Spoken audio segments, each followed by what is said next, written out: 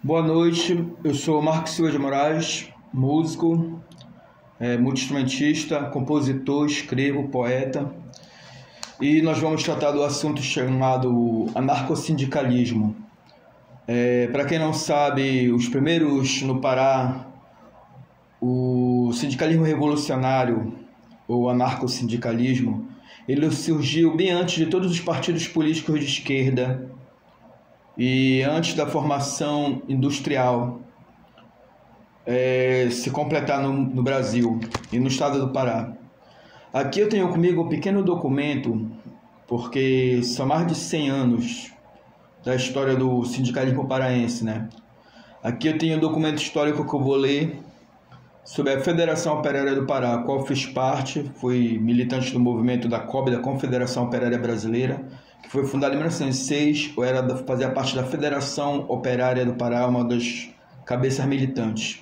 Aqui eu tenho um documento histórico que eu vou reduzir a fala, porque é muita informação.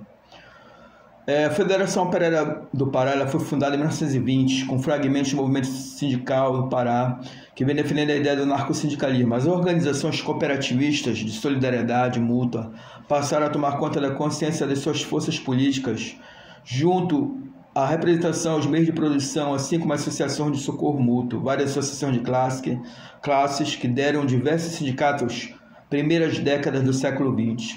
As ideias anarquistas representadas e um caráter político-social que influenciaram decisivamente na elaboração da luta de novas conquistas trabalhistas e salariais.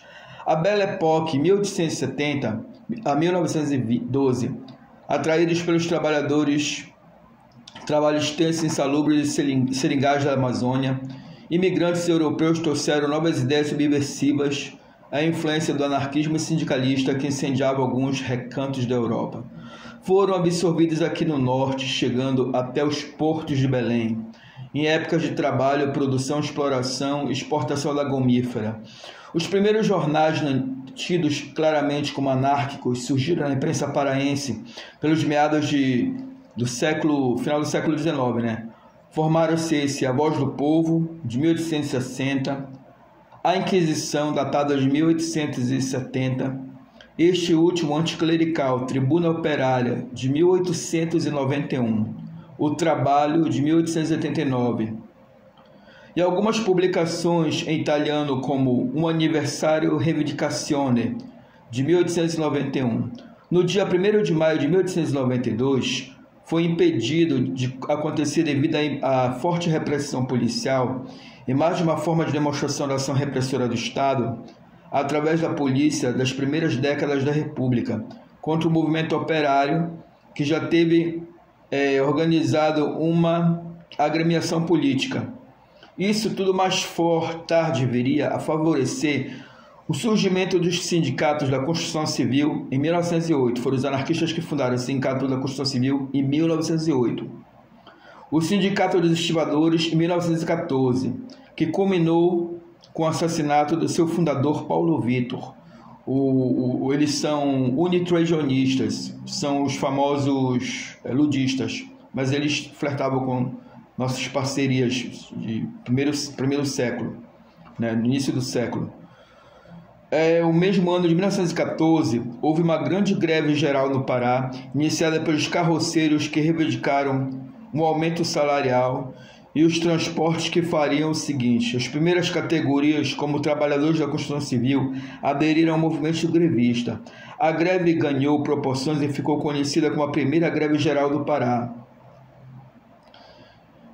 E, a partir de 1918, novos jornais operários circularam em Belém, como o Jornal do Povo.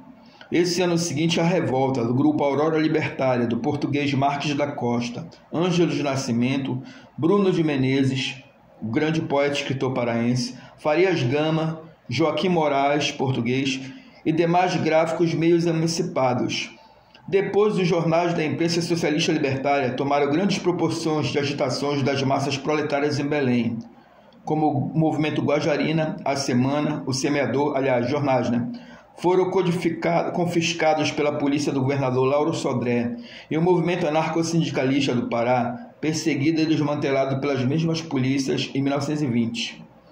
No ano da retaliação do terceiro congresso, no ano da realização do terceiro congresso operário brasileiro, no qual, assim como outros anarcossindicalistas, João Plácido de Albuquerque foi à cidade do Rio de Janeiro, como delegado da representante da Federação Operária do Pará, denunciar a repressão política e policial para a COB, a Confederação Operária Brasileira. No entanto, ele e Gama foram denunciados à Polícia do Pará em plena viagem e sofreram espancamentos até a cidade do Rio de Janeiro, onde João Plácido de Albuquerque teve ceifada sua vida pela violência policial, costelas quebradas devido a espancamentos e sessões de tortura pela polícia paraense, entregue como gatunos no Rio de Janeiro, em 1920. Já muitos trabalhadores tiveram fim horrendo nas selvas da colônia penal de Clevelândia do Norte, situada no extremo estado do Amapá, no meio das selvas na fronteira com a Guiana Francesa, perto da Ilha do Diabo, onde foi filmado o filme do Papillon. Aquilo é tudo verdade. Foram também perseguidos tanto no campo econômico quanto no campo social, perseguidos pelos sindicatos amarelos e pelas tropas de choque do PCB, que foi, inclusive o PCB teve 9 fundadores anarquistas e um socialista, tudo pelego, foram presos, não aguentaram as pressões e viraram todos comunistas, né?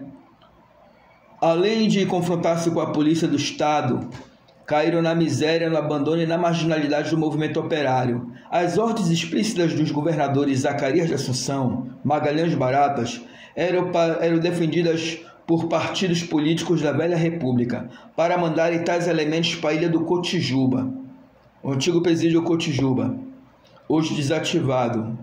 Hoje é uma bucólica, uma praia, né?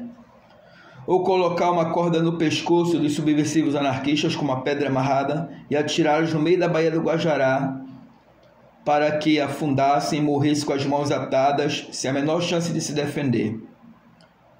Inúmeros anarcossindicalistas morreram dessa forma desumana, violenta, ao qual o Estado, nosso inimigo declarado de toda a sociedade excluente e hipócrita, celebra com alegria e paixão regionalista esses dois malditos exterminadores e genocidas da classe operária, fazendo apologia à memória criminosa desses dois governadores e assassinos, que foram os principais responsáveis da destruição do anarcossindicalismo no estado do Pará e da Federação Operária do Pará. No entanto, o radicalismo do movimento fracassou com o planejamento do assassinato do governador Lauro Sodré pelo militante anarquista Ângelo Nascimento, da qual recebera a perseguição política junto ao grupo Aurora Libertária, que fora desmantelado pela polícia de Lauro, onde a maioria do movimento se fundou na Federação Operária do Pará e teve que fugir obrigatoriamente para a cidade do Rio de Janeiro, para engrossar a greve de 1917. A primeira maior greve geral, para quem não sabe, foram dos anarquistas também.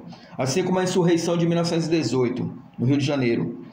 O resto dos documentos da Federação Operária do Pará foram roubados, extraviados pela Polícia do Estado e pelo Governo do Estado.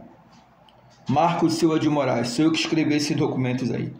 Eu refundei a Liga Operária Anarquista do Pará, a Federação Operária do Pará, ligada à Confederação Operária Brasileira e à Associação Internacional dos Trabalhadores. E esses escritos aqui eu fiz em memória do nosso militante que foi assassinado, Maxwell Souza Ferreira. Ele foi assassinado em 1906.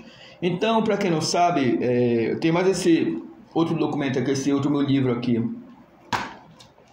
E vários jornais aqui, ó, do movimento operário. Panfletos, documentos históricos. E este aqui é o fundamental. Esse aqui é o que eu estou lendo.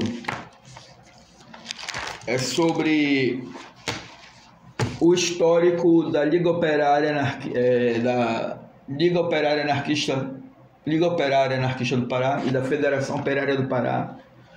Tem mais de 100 anos, como eu disse, né? São documentos antigos das primeiras sociedades mutualistas, as primeiras greves revolucionárias de todas as categorias do estado do Pará. Antigamente, o movimento operário ele não se via por categorias. Os partidos políticos simplesmente, o nome já diz partido, partir. né? Esquerda, direita, centro. Os anarquistas pensavam que todas as organizações de trabalhadores, independente de vocês, como no caso, eu sou categoria de músico, que trabalho na área da arte e da cultura, independente de você ser um pintor da construção civil, todos atuavam junto, mutualmente, como a União dos Operários Sapateiros. Eles tinham até uma sede própria, entendeu? Todas as categorias eram unificadas com o anarcossindicalismo. O Estado via um perigo da organização dos trabalhadores se ajudarem mutualmente, porque poderiam derrubar facilmente um governo. E se toda a categoria, todos os trabalhadores, independente das categorias, fossem unificadas, derrubava-se qualquer governo facilmente. Hoje em dia não existe isso. Hoje em dia existe o que o partido pensa: partir, romper, se fragmentar.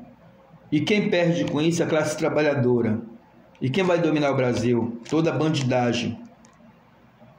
De Brasília até, entendeu? Os trabalhadores não vão ter vez nem voz.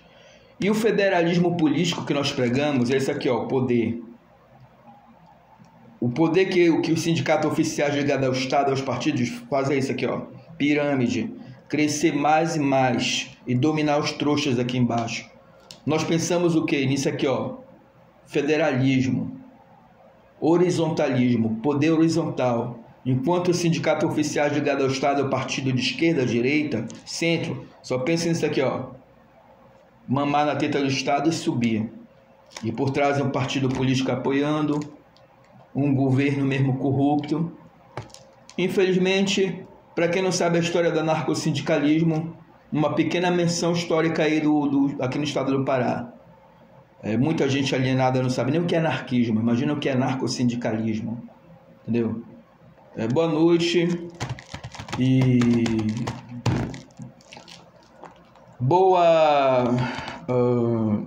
tenha uma excelente análise.